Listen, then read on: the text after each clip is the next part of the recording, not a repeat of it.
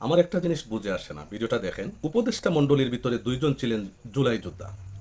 সারা দেশের যত জুলাই যোদ্ধা, অর্থাৎ আপনি ধরে নিতে পারেন সারা দেশের পক্ষ থেকে এই দুইজনকে উপদেষ্টা মণ্ডলীতে দেওয়া হয়েছিল, যেন জুলাইকে সঠিকভাবে ধারণ, বাহন এবং জুলাইকে সংরক্ষণ করেন। এই দুজন কি করছে উপদেষ্টা মণ্ডলীতে গিয়ে? আমরা শুনেছি শুধুই চাঁদাবাজি করেছে। কিন্তু আশ্চর্য হওয়ার মতো একটা বিষয়, নির্বাচনের আগে হঠাৎ করে তারা পদত্যাগ করলেন নির্বাচন করার জন্য, কিন্তু নির্বাচন করলেন না। একটা গা ঢাকা দিছে মাহফুজ, আর একটা প্রকাশ্য আছে। এই যে নির্বাচনের আগে ওনারা পদত্যাগ করলেন, নির্বাচনে এমন একটা কাণ্ড ঘটলো যেখানে কথা বলার কোনো মানুষ ছিল না। ডক্টর ইউনুস পরে সবাই বিক্রি হয়ে গেছে। ডক্টর ইউনুসের একেবারে পাশের মানুষ যিনি খলিলুর রহমান সাহেব, উনি আবার এই বর্তমান সরকারের একজন গুরুত্বপূর্ণ মন্ত্রী হয়েছেন, যার ব্যাপারে আমাদের স্বরাষ্ট্রমন্ত্রী সালাউদ্দিন ভাইয়ের এবং বিএনপির প্রচুর পরিমাণ আপত্তি ছিল উপদেষ্টাতে থাকার কারণে। হঠাৎ করে আপত্তিও শেষ হয়ে গেল এবং উনি আপনারা দেখলেন মন্ত্রী হয়ে গেলেন। আসিফ মাহমুদ এবং মাহফুজ আলমকে বিএনপি কি দিল, এটা বোঝার বিষয়।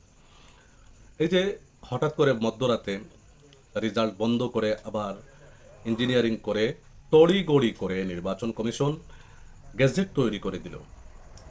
নির্বাচনের আগে আমরা শুনছিলাম কোনো একটা কেন্দ্রে যদি অনিয়ম হয় তাহলে এই আসনে আবার ভোট হবে।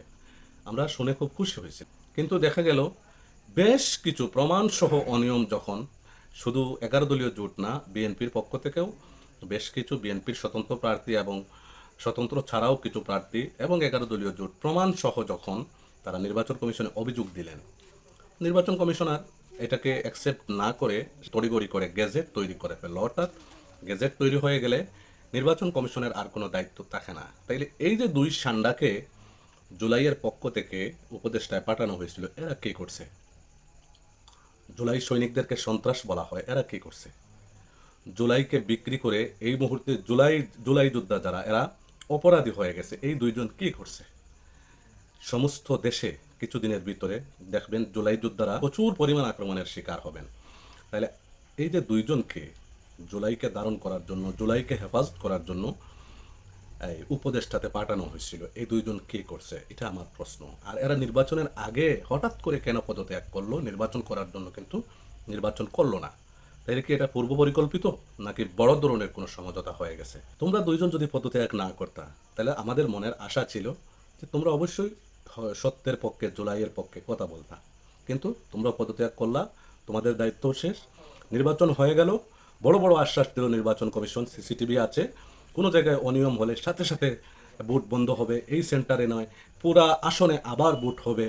পুলিশ AK-47-এর কথা বলল, হাত দিলে হাত উড়ে যাবে, বড় বড় অস্ত্র। আমরা তো খুব খুশি হয়েছিলাম, কিন্তু তোমরাও সরে গেলা। বড় বড় আশ্বাস দিল নির্বাচন কমিশন এবং পুলিশ সেনাবাহিনী। নির্বাচন হয়ে গেল, যখন নির্বাচনে অনিয়ম হলো তখন AK-47ও কোথায় ছিল জানি না, অভিযোগটা অ্যাকসেপ্ট করা হলো না, সাথে সাথে গেজেট প্রকাশ করে নির্বাচন কমিশনও চলে গেল। এখন এই জুলাইয়ের কি হবে? 2-4 দিনের ভিতরেই আপনারা দেখতেছেন কি অবস্থা হয়েছে। এখন জুলাইয়ের কি হবে?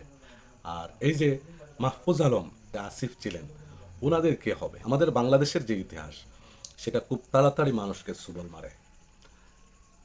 জাতির সাথে বেইমানি করার কারণে খুব তাড়াতাড়ি সুবল খাওয়ার জন্য প্রস্তুত হয়ে যাও। আজ না হয় কাল চরম অপমান, অপদস্থ এবং মারাত্মক অপমানের গ্লানি কাঁধে নিয়ে এই দেশ ছাড়তে হবে, অথবা এই দেশের জেলের ভিতরে তোমাদেরকে থাকতে হবে।